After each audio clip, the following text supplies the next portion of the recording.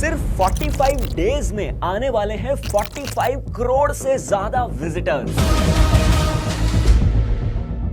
होने वाली है world's largest peaceful religious gathering, क्योंकि आ रहा है महाकुंभ 2025। कुंभ होता कहां है? ये शब्द कहां से आया है? सिर्फ 12 साल में ही क्यों होता है? कहां कहां कब कब होता है? इतने लोग क्यों खींचे चले आते हैं? और क्या है इसकी अनसुनी कहानियां और एस्ट्रोलॉजिकल कैलकुलेशंस? तो चलिए समझेंगे। कुंभ का अर्थ है कलश, एक पात्र, और विशेष रूप से नेक्टर यानी कि अमृत से भरा हुआ कलश। इसकी डिटेल्स वेदास में श्रीमद् भागवतम 8th कैंटो और स्कंद पुराण में मिलती है। एक बार दुर्वासा ऋषि इंद्रदेव से मिलने स्वर्ग गए। इंद्र अपने हाथी ऐरावत पर बैठे हुए थे, उनको रास्ते में मिले। दुर्वासा मुनि ने इंद्र को देख के खुश हुए और अपनी फूलों की माला निकाल के इंद्रदेव को गिफ्ट की। लेकिन इंद्रदेव ने थोड़ा अहंकार ईगो में आकर वो माला अपने आप से उतार कर अपने हाथी ऐरावत को सूंड पे रख दी।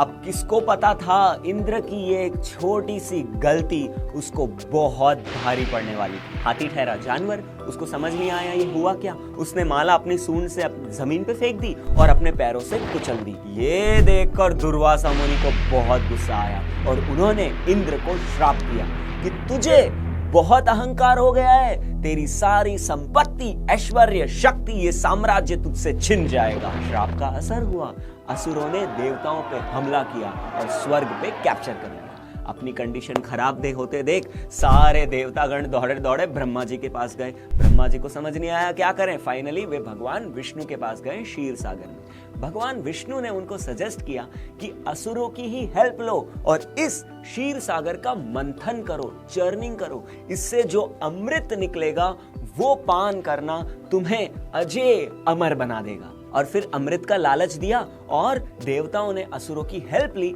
और मंदरा पर्वत को चर्निंग रॉड के जैसे और वासुकी सांप को लपेट के क्षीर सागर को चर्न करना चालू किया। जैसे आपने देखा होगा ना, ट्रेडिशनल वे में छाछ को चर्निंग करते हैं तो उसमें से मक्खन निकलता है, बस उसी तरह से।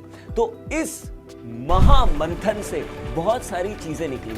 सबसे पहले हलाहल विष जो शिवजी ने पान किया और वे नीलकंठ कहलाए। और उसके बाद सुरभि गाय, उच्चैश्रवा घोड़ा, कौस्तुभ मणि, पारिजाता फ्लावर, लक्ष्मी जी, वारुणी और फाइनली भगवान विष्णु के अवतार आयुर्वेदा के फाउंडर भगवान धन्वंतरी अमृत से भरा हुआ कुंभ यानी कि कलश लेकर प्रकट हुए। अब असुरों ने जैसे ही यह अमृत का कुंभ देखा वो छीन के भाग गए। लेकिन भगवान विष्णु ने इस होल क्रिएशन की मोस्ट ब्यूटीफुल वुमन मोहिनी का रूप धारण किया और चतुराई से अमृत देवताओं को पिला दिया। इस सब चक्कर में देवताओं और दानवों के बीच 12 दिनों का भयंकर युद्ध हुआ। ये 12 वर्ड याद रखिएगा।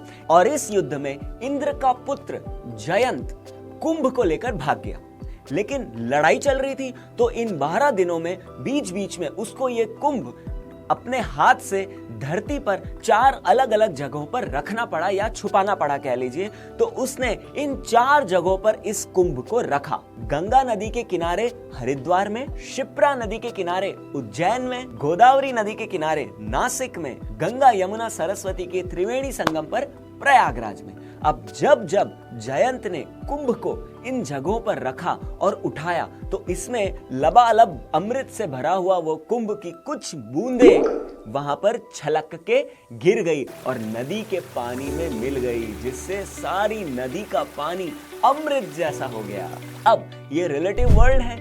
देवताओं का एक दिन धरती के 1 साल के बराबर होता है। तो उनके 12 दिन का युद्ध यानी कि हमारी पृथ्वी पर 12 साल। और इसीलिए हर 12 साल में एक बार वो स्पेशल तिथि आती है एस्ट्रोलॉजिकल कैलकुलेशंस के हिसाब से, जब इन जगहों अलग अलग जगहों पर जहां कुंभ रखा गया था वहां पर माना जाता है कि उस तिथि में उस समय के लिए अमृत रूपी शक्तियां चारों स्थलों पर पवित्र नदियों के जल में प्रकट होती हैं। और इसीलिए करोड़ों लोग जन्म मृत्यु से मुक्त होने के लिए, अपने पापों का प्रायश्चित करने के लिए उस जल को पीने और उन नदियों में डुबकी लगाने के लिए आते हैं। अब स्पेशली प्रयाग का मतलब है यज्ञ, बलिदान और तपस्या का स्थान। यहाँ पे 3 नदियां मिलती हैं, सफेद धारा वाली गंगा, नीली काली धारा वाली यमुना और अदृश्य भूमिगत प्रवाह करते हुए मां सरस्वती, और तीनों नदियां जब मिलती है तो उसे कहा जाता है त्रिवेणी संगम। और ये प्रयागराज तीर्थराज कहलाता है, सारे तीर्थों का राजा। कहते हैं कि एक बार डुबकी लगाने से 100 गुना ज्यादा पवित्रता यहाँ पर प्राप्त होती है। शास्त्र कहते हैं कि प्रयाग में प्रवेश करने मात्र से सभी पाप नष्ट हो जाते हैं। इवन चैतन्य महाप्रभु, नित्यानंद प्रभु, श्रीला प्रभुपाद ने भी प्रयागराज विजिट किया। और इस महाकुंभ में स्पेशली राजसी स्नान का बहुत महत्व है। पहले ये शाही स्नान कहलाता था, लेकिन गवर्नमेंट ने अब नाम चेंज करके इसे राजसी स्नान दिया है। कहा जाता है कि इवन देवता गण भी आज तक मानव रूप धारण करके यहाँ पर स्नान करने आते हैं। तो इस बार राजसी स्नान की तिथियां मैं आपको बता देता हूं, जिसे स्नान पर्व भी कहा जाता है।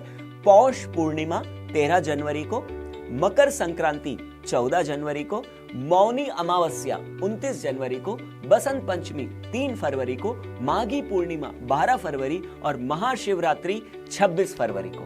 इवन यूनेस्को ने कुंभ मेले को वर्ल्ड हेरिटेज साइट डिक्लेयर किया है।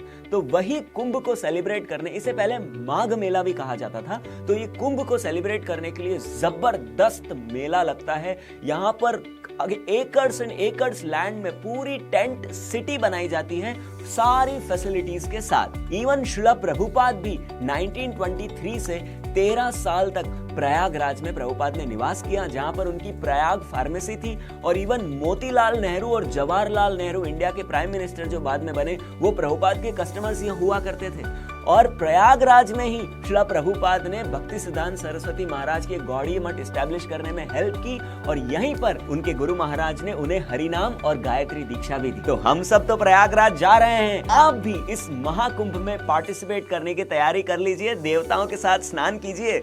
हरे कृष्णा मूवमेंट और इस्कॉन के बहुत सारे डिवोटीज इस कुंभ में वैदिक लिटरेचर्स को डिस्ट्रीब्यूट करेंगे, वहां आने वाले डिवोटीज को सर्व करेंगे, पिलग्रिम्स के लिए अन्नदान होगा और होगा बहुत सारा संकीर्तन।